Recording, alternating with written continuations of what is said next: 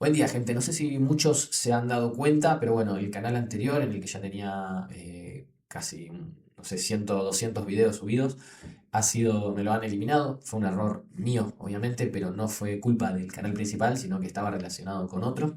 Así que bueno, los que se acuerdan de aquel viejo canal, acá voy a estar resubiendo los mismos videos. Los espero que para que, bueno, toca crecer de cero de nuevo, arrancar de cero. De a poquito voy a ir subiendo todos los canales, más que nada los que pude hacer un backup, que eran muchos, no todos, pero bueno, también los videos más viejitos, que como este que era el primero, quise regrabar el audio, así está mejorado, porque el que tenía la verdad que era terrible. Así que bueno, acá les dejo. Muy buenas a todos. La idea de esto es un poco resumir y analizar capítulo a capítulo este libro publicado por George R. R. Martin en el 2018, donde cuenta la historia de los Targaryen desde su llegada a Poniente o Westeros 300 años antes de los denominados hechos actuales. Este libro es enorme y la primera vez que lo leí me pareció pesado y algo tedioso. Obviamente no tiene la misma dinámica que la saga principal, incluso ni siquiera es toda la historia de Targaryen, es solo el volumen uno y abarca hasta la regencia de Aegon III, o sea, hasta el año 136, la mitad más o menos de toda la dinastía. Pero este año hice una relectura y cambié un poco de opinión. Eso, sumado a que a esta altura nada sabemos de Vientos de Invierno, me abre las ganas de mirar un poco más detenidamente esta obra y me surge esta idea que no es un audiolibro, sino que es más que nada un resumen y tratar de ver entre líneas qué significados puede haber, qué relaciones o paralelismos con eventos posteriores, qué respuestas nos da y qué nuevos interrogatorios nos abren. Lo primero y principal es que el libro está escrito por un maestre, no hay un relator omnipresente que nos relata los hechos, sino que está escrito por una persona con una opinión y creencias propias. Esa opinión seguramente va a estar sesgada por su propia subjetividad. Fuego y Sangre es un libro dentro del universo de Canción de Hielo y Fuego, o sea, es un libro de Tyrion o Dany o que, por ejemplo, Bran podría haber leído en su vida.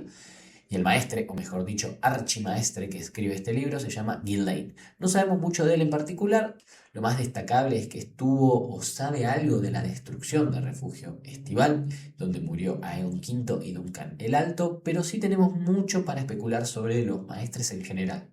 Hay muchos fans que creen, a partir de los dichos de ciertos personajes en los últimos libros, que los maestres han maquinado una conspiración a lo largo de los años, siempre antimagia y todo lo que conlleva. Particularmente en este caso sería que son anti-dragones y en consecuencia anti-Targaryen. Por lo tanto, este libro podría estar sesgado o tener la intención de ocultar mucha información respecto a los maestres y su plan en la caída de los dragones y de los Targaryen.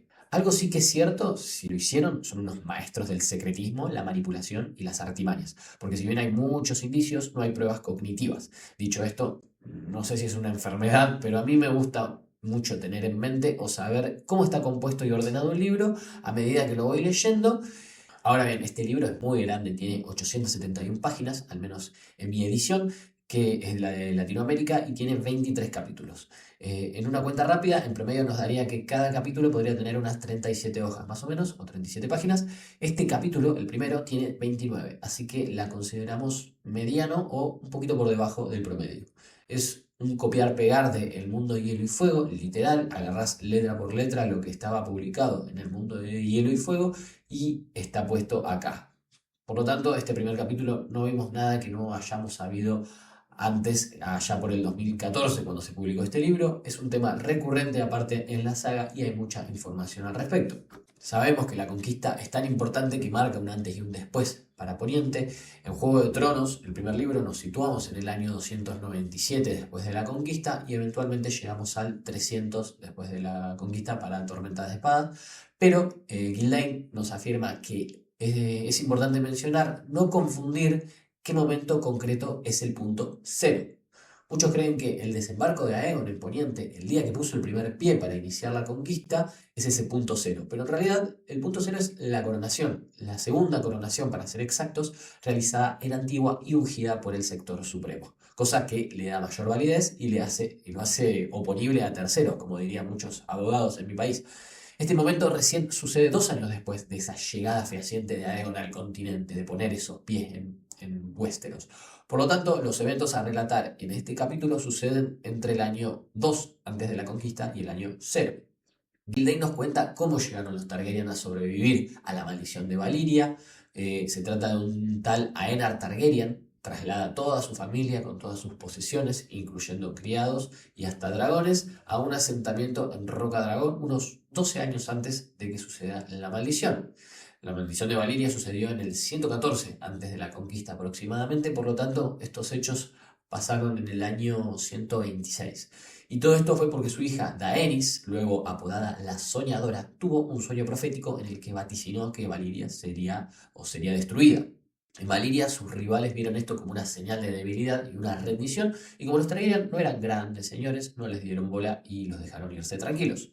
Pasan entonces 100 años sin pena ni gloria. En realidad yo creo que deben haber pasado muchas cosas, pero no tenemos gran detalle aún, hasta que llegamos al gran Aegon el Conquistador. Siguiendo la tradición valiria, contrajo matrimonio dentro de su propia familia, pero no con una de sus hermanas, sino con las dos, su hermana mayor Visenya y su hermana menor Rhaenys. Gilday dice que se casó con Visenya por deber y con Rhaenys por deseo. ¿Por qué se casó con las dos hermanas? Es una pregunta que a mí me llama poderosamente la atención. Vamos a ver si podemos responderla de alguna manera. Para eso vamos a ver la descripción de cada uno de los hermanos. Aegon, en primer lugar, era el hermano del medio, el único varón, alto, de hombros anchos y con apariencia poderosa, ojos púrpuras y cabello corto, de oro y plata, obviamente con rasgos valirios. No sé si pensarlo como alguien carismático, como se lo describe, pero sí tenía muchas dotes de líder. Era una persona solitaria cuyo único amigo era Orys Baratheon, su medio hermano y a posterior mano del rey. Un detalle interesante es que Orys Baratheon es el único amigo del conquistador y después un Baratheon, Robert, es el que termina con la dinastía Targaryen. Pero bueno, volviendo a Aegon, se mantuvo fiel a sus dos hermanas y dejó el gobierno en sus manos, interviniendo solamente cuando era necesario. Era duro con quienes lo desafiaban, pero generoso con quienes doblaban la rodilla. La gente lo seguía y transformaba fácilmente enemigos en amigos. En esto, si bien sus personalidades son totalmente opuestas, me hace acordar mucho al ya mencionado Robert Baratheon. Más que nada en esta cualidad de hacer que sus enemigos se te unan muy fácilmente, luego de batallar incluso con ellos. Y además Aegon esgrimía la espada Valyria Fuego Oscuro, o Blackfire, como se la conoce en inglés. Me gustaría hacer una aclaración. A mí a veces los nombres me gustan pronunciarlos en su idioma original porque, bueno, queda mejor o porque, bueno, en la traducción pierden un poco ese significado. Volviendo a Aegon, igual nunca participó en torneos y no era muy ostentoso ni presuntuoso, sino que se lo describe como retraído y solitario. Visenya es descrita, por otro lado, su hermana, como una mujer de cabello rubio platinado, poseedora de una belleza dura, pero era apasionada y temperamental.